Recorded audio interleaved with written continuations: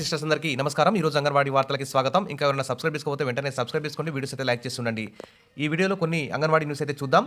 రాష్ట్రంలోని చిన్నారుల్లో పోషకాహార లోపం, అంగన్వాడీ కేంద్రాల్లోని బాలలపై సర్వేలో వెల్లడి అంటూ ఇక్కడ న్యూస్ అయితే చూస్తున్నాం. మరి అంగన్వాడీ టీచర్లు, ఆయాలు పొద్దస్తమానం 9 గంటల నుంచి 4 గంటల వరకు ఎంతో కష్టపడి చిన్నారులకు న్యూట్రిషన్, ప్రీ స్కూల్ అందించడంలో కష్టపడుతున్నారు. మరి అయినా కానీ మరి పోషకాహార లోపం అయితే కనిపిస్తుంది. మన తెలంగాణలోనే కాదు, భారతదేశ వ్యాప్తంగా అన్ని రాష్ట్రాల్లోనూ మరి పోషకాహార లోపం అయితే ఉంది. ప్రపంచంలోనే మనం పోషకాహార లోపంలో 130వ స్థానంలో ఉన్నాము. అంటే చాలా అట్టడుగు స్థానంలో ఉన్నామని చెప్పుకోవచ్చు. మరి దీనికి కారణం ఏంటంటే మరి కేంద్ర రాష్ట్ర ప్రభుత్వాలు బడ్జెట్లో మరి అంగన్వాడీ చిన్నారుల్లో పోషకాహారానికి, నాణ్యమైన పోషకాహారాన్ని అందించడానికి నిధులు కేటాయించకపోవడం, మరి అంగన్వాడీ కేంద్రాలకు వచ్చే చిన్నారులకి సేవ చేసేటువంటి అంగన్వాడీ టీచర్లకు, ఆయాలకి సరైన జీతాలు పెంచకపోవడం, సరైన సౌకర్యాలు కల్పించకపోవడం కారణమని చెప్పుకోవచ్చు.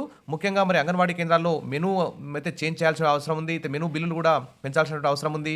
ఆల్రెడీ గురుకులాలు, హాస్టల్లో మెనూ బిల్లు భారీ ఎత్తున పెంచారు. మరి అంగన్వాడీ కేంద్రాలు కూడా మెనూ బిల్లు భారీ ఎత్తున పెంచాలి. అప్పుడే ఈ పోషకాహార లోపం నుంచి గట్టెక్కించడానికి అంగన్వాడీ టీచర్లు, ఆయాలు కృషి చేస్తారు. ఇంకా మళ్ళీ ఇప్పుడు అంగన్వాడీ కేంద్రాల్లో పోషకాహార లోపం ఉందని చెప్పి అంగన్వాడీ టీచర్ల, ఆయాల మీద ఇంకా ఒత్తిడి తీసుకొచ్చే అవకాశం కూడా ఉంది. ఆ విధంగా కాకుండా మెనూ బిల్లులు పెంచి ఈ పోషకాహార లోపాన్ని నివారించాలని చెప్పేసి అంగన్వాడీ యూనియన్లు, అందరూ లబ్ధిదారులు, ఆశావాళ్ళు అందరూ కూడా కోరుకుంటున్నారు. ఇక రాష్ట్రంలో బాల్యం బలహీనంగా మారుతుంది. పిల్లలకు సరైన పోషకాహారం అందకపోవడం శారీరక ఆరోగ్యంపై ప్రభావం చూపుతుంది. ఎత్తుకు తగిన బరువు, వయసుకు తగిన ఎత్తు, బరువు లేక బక్క చిక్కుతున్నారు. మరి దాదాపు 17.04% వరకు వయసుకు తగ్గ ఎత్తు లేని వారు ఉన్నట్టు మరి అంగన్వాడీ కేంద్రాల్లో మహిళా శిశు సంక్షేమ శాఖ నిర్వహించిన సర్వేలు అయితే వెల్లడైంది. 23,234 కేంద్రాల్లో, అంటే దాదాపు సగం 35,700 అంగన్వాడీ కేంద్రాలు ఉంటే దాదాపు 75% అంగన్వాడీ కేంద్రాల్లో 7 నెలల నుంచి 3 ఏళ్ల లోపు చిన్నారులను అయితే దాదాపు 10.15 లక్షల మంది ఉన్నట్టు తెలుస్తోంది. వీరికి రోజు అదనపు పోషకాహారం కోసం ప్రభుత్వం 9.68 చొప్పున ఖర్చు చేస్తుంది. ఇక టేక్ హోమ్ రేషన్ కింద కూడా నెలకు 16 కోడిగుడ్లు, బాలామృతం ప్యాకెట్లు అందిస్తోంది. ఇక 3 నుంచి 6 ఏళ్లలోపు చిన్నారులు 8,69,000 మంది ఉన్నారు. వీరికి రోజుకి ₹11.50 చొప్పున ఖర్చు చేస్తోంది. ఒక పూట పూర్తి భోజనంతో పాటు స్నాక్స్ ఇస్తోంది. అదనంగా రోజుకు ఒకటి చొప్పున 30 ఉడకబెట్టిన కోడిగుడ్లను కూడా ఇస్తున్నారు. మరి చిన్నారుల్లో తీవ్ర, మధ్యస్థాయి పోషకాహార లోపంపై మహిళా శిశు సంక్షేమ శాఖ సర్వే నిర్వహించింది. దాదాపు చాలా వరకు పోషకాహార లోపం ఉన్నట్లు 80% కేంద్రాల్లో చిన్నారుల్లో పోషకాహార లోపం ఉన్నట్టయితే వెల్లడైంది. 0% కలిగిన జిల్లా ఒకటి కూడా లేదని తెలిసింది. మొత్తంగా ఎత్తుకు తగిన బరువు లేనివారు 2.72%, వయసుకు తగిన బరువు లేనివారు 7.51% ఉన్నట్లయితే గుర్తించారు. మరి ఈ పోషకాహార లోపాన్ని నివారించడానికి మెనూ బిల్లును భారీ ఎత్తున పెంచాలి. అంగన్వాడీ టీచర్లకు, ఆయాల జీతాలు పెంచాలి. తర్వాత అంగన్వాడీలో కేంద్రాల్లో సౌకర్యాలు కూడా మెరుగుపరచాలి. అప్పుడే ఖచ్చితంగా ఇది సాధించే అవకాశం ఉంటుంది. ఇక చూస్తే తెలంగాణలో అంగన్వాడీ కేంద్రాల్లో ఎగ్ బిర్యానీ షురు.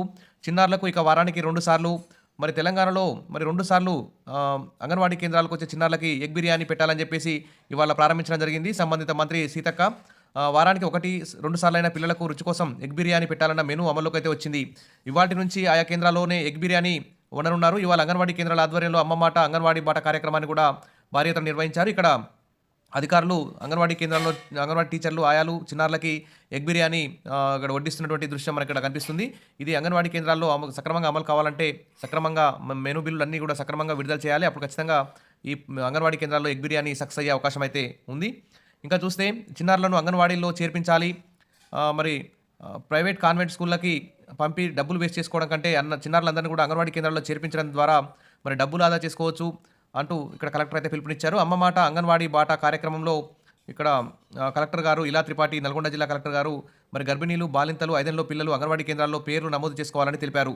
చిన్నపిల్లలు, గర్భిణీలు, బాలింతలకు అంగన్వాడీ కేంద్రాల ద్వారా పౌష్టికాహారం అందజేస్తున్నారన్నారు.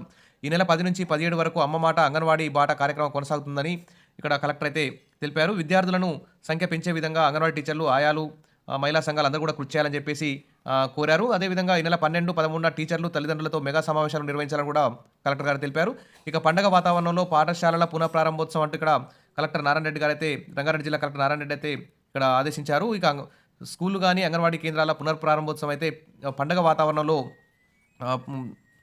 తెరవాలని చెప్పి అంగన్వాడీ కేంద్రాలను అలంకరణ చేయాలని కూడా తెలిపారు. జూన్ 12 నుంచి 16 వరకు నిర్వహించే కార్యక్రమంలో పోషకాహారంపై అవగాహన కల్పించాలని కలెక్టర్ అయితే వివరించారు. ఇంకా నిర్దేశించిన లక్ష్యాలు సాధించాలని కూడా ఇక్కడ కలెక్టర్ అయితే కోరడం జరిగింది. సరే, ఏది ఏమైనా అంగన్వాడీ టీచర్ల, ఆయాల జీతాలు పెంచాలి, అంగన్వాడీ కేంద్రాలను అభివృద్ధి చేయాలి, మినీ అంగన్వాడీలను మెయిన్గా మార్చి ఖాళీ అంగన్వాడీ టీచర్, ఆయా పోస్టులు, రిటైర్మెంట్ బెనిఫిట్స్ అన్ని అంగన్వాడీ టీచర్లకు రావాల్సినటువంటి అన్ని ఆర్థిక సౌకర్యాలన్నీ కల్పిస్తే ఖచ్చితంగా మరి ఈ చిన్నారుల్లో పోషకాహార లోపం లేకుండా అంగన్వాడీ టీచర్లు కృషి చేసే అవకాశం ఉంది.